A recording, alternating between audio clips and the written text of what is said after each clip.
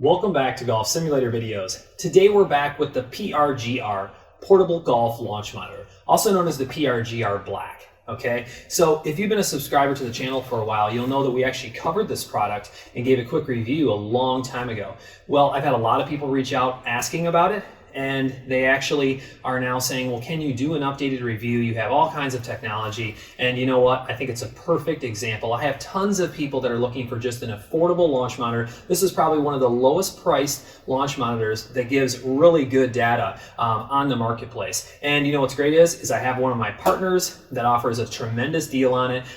No tax, paying for your shipping. I'm going to put a link in the description in the top of the comments. Make sure you use that link to purchase the PRGR Black because it helps support the channel and I really appreciate that. So let's just talk about the PRGR really quick. So it does a lot of things. So it measures club head speed and ball speed simultaneously, all right? And it also gives your estimated distance of carry, all right, and or total, all right? And it does that because it calculates the estimated distance based on practice swing data that's accumulated by PRGR. Okay, and the carry numbers are actually based on the club selection that you use. All right, it's measuring the ball speed and then it's using that compiled data to give you the estimated carry and total distance. I'm going to compare carry today with the UNEEKOR IXO. All right, I'm not really going to focus on club speed today. I'm really just going to focus on carry distance. That's what it seems like everybody keeps asking about. I don't have all of my clubs stickered for IXO. It probably is going to still measure the club on most of them. It does that, so you can at least get kind of an idea of that if you want to. Ball speed will be measured though, so we'll have ball speed and carry distance, which is really what seems to be the focus of topic that everybody wants. It does give a smash factor, which is that division of your club speed and ball speed. All right. And what's interesting is a lot of people don't understand this. It actually works with other sports. So like baseball and soccer and things like that. So if you have multiple sports in your household that you're looking to use, measuring that ball speed, let's say you're a pitcher or a baseball player, looking to, work on ball speed. I thought that was really interesting. I did not know that until looking into that a little bit further. So let's go ahead and dive right in. As always, if you guys haven't subscribed to the channel, please do. And I always appreciate those that comment below that just give me feedback or ask questions, anything along those lines.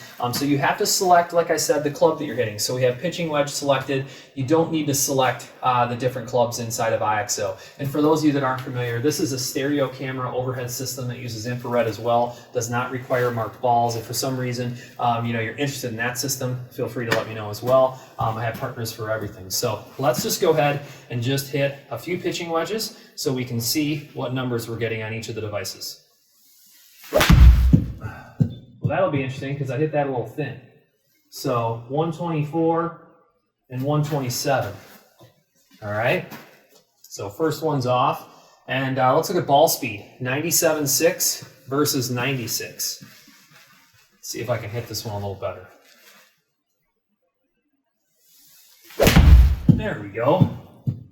It's nice including misses. If they're all perfect shots, what would you be putting it up against? Look at this, 127.9 and 128. Ball speed 99 versus 98. Wow. I'd say we're off to a really, really close start. So let's just switch now to like an 8-iron.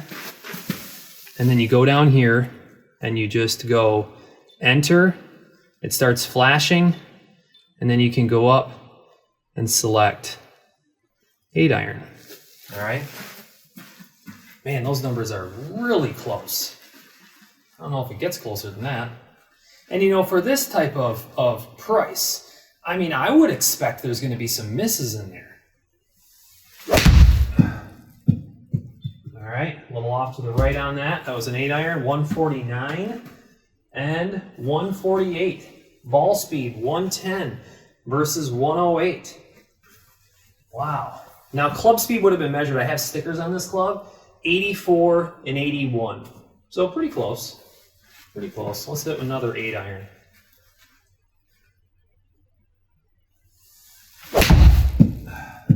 Hitting those all a little bit to the right. It's all right, though. 146 and 150. Let's hit one more 8-iron just because we're getting little variances. And I kind of expected as the ball speeds increased, and I'll talk about the setup for PRGR in a second. did ever one of those balls go right? Let's hit one more. Jeez. 144, 146, 107.9, and 106. I mean, I've been trying to fade the ball lately. It's better than the old, hook I used to hit. Much better. Just wasn't releasing the club. So now I should get, all right, 149. I'm not swinging hard. This is a 155 club, 160 if I swing really, really hard. 149, 149. 108, 108. So almost like the well-struck balls are being really precisely measured. And I'll even try to hit one more now that I kind of got that club released. I swung a little bit harder at that one. Might have touched the ground just a tiny bit, but, got a little bit of a draw on it. There you go. 156, 154, 111 ball speed, 113 ball speed.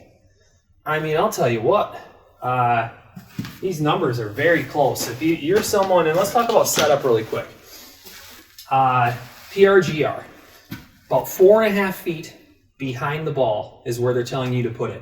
All right, obviously, a flat and level surface they're saying is important, so understand that. It only needs about 6.5 feet, I think is stated in the documentation, for use. So whether you're hitting into a net, whether you're using it in an indoor or anything like that, just understand. Let's hit a couple 5-irons. Let's switch it up here.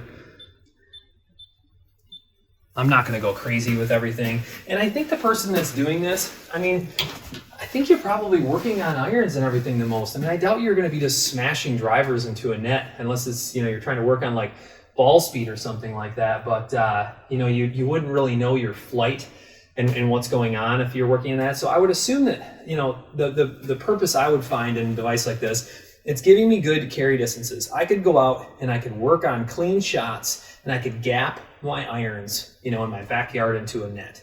And I see that there could be some great value in that. All right, so a couple 5-irons here. All right, that was hit thin, which will be, I guess, a good test. Not the best swing, that's for sure.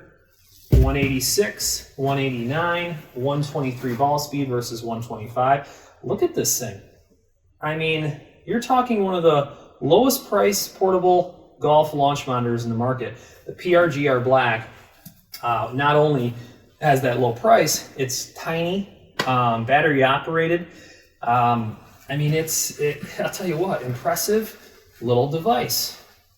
And like I said, it's, when you compare something like, a high-end UNEEKOR IXL, this is a $10,000 launch monitor that provides advanced club data, connects to golf simulation software, comes with base software that shows you impact images and swing paths and everything else. Check out, my videos on the channel if, if you want to know what we're comparing it to. This is just an awesome little device in a short indoor environment. All right. Hit that one a little better. Still a little thin. Early morning. It's probably, there we go, a little bit closer. Usually carry 190, 195 if I'm striking it well. Okay, so there's a little miss. Once you get up in those higher ball speeds, so 127.9 and 128, it got the ball speed and then it just gave it a little extra juice. So a little miss once you get down to the higher ball speeds, and that's kind of what I expected. See if I can just hit one more. I'll just kind of hit one a little smoother. All right, so I pushed that one. That was just like a little softer swing is all it was. 183, 189. Okay, so we're seeing a little bit of a difference at the higher ball speeds, 122 and 123. So the ball speeds are actually very similar. And then, if you guys want, I can hit, let's just grab like a 54-degree wedge, because if you were working on your wedges, I didn't really think about that. This is a request coming in from, from a bunch of viewers asking about it. So now we're on approach. Whoops, that was my fault there. Understand you have to hit enter afterwards. I kind of jumped the gun. All right, so approach wedge, 54 degree. Let's just kind of hit a soft swing. Say we're working on distances into the green. All right. Nice little wedge shot. 100 yards. Okay, looks like it didn't grab that. And I wonder if that's because of the launch angle. So it did not pick that one up. Let's try that again.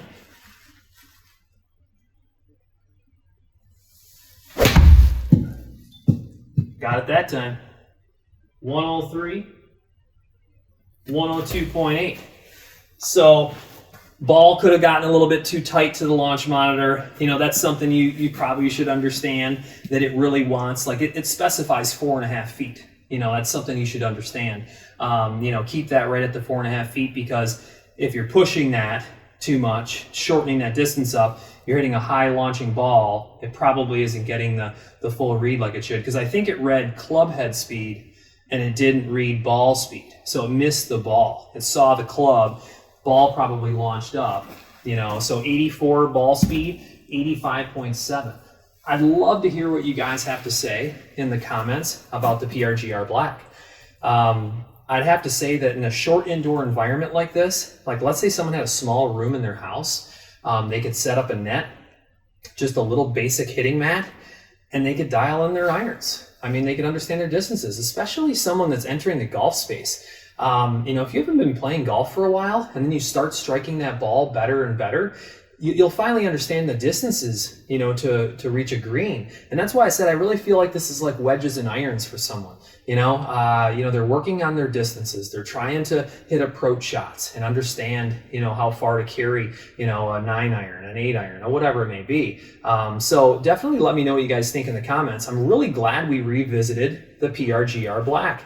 You know, every time someone sends me emails or makes comments that makes suggestions, things that we could potentially cover in the channel, I always, you know, take those into heavy consideration, and I'm more than happy to try to get to as many as I can. So, you know, feel free to always comment those type of things. Love to hear your guys' feedback on this. So comment below. If you have anything else, reach out. And like I said, if you're looking to buy the PRGR portable golf launch monitor, make sure you use that link in the description in the comment.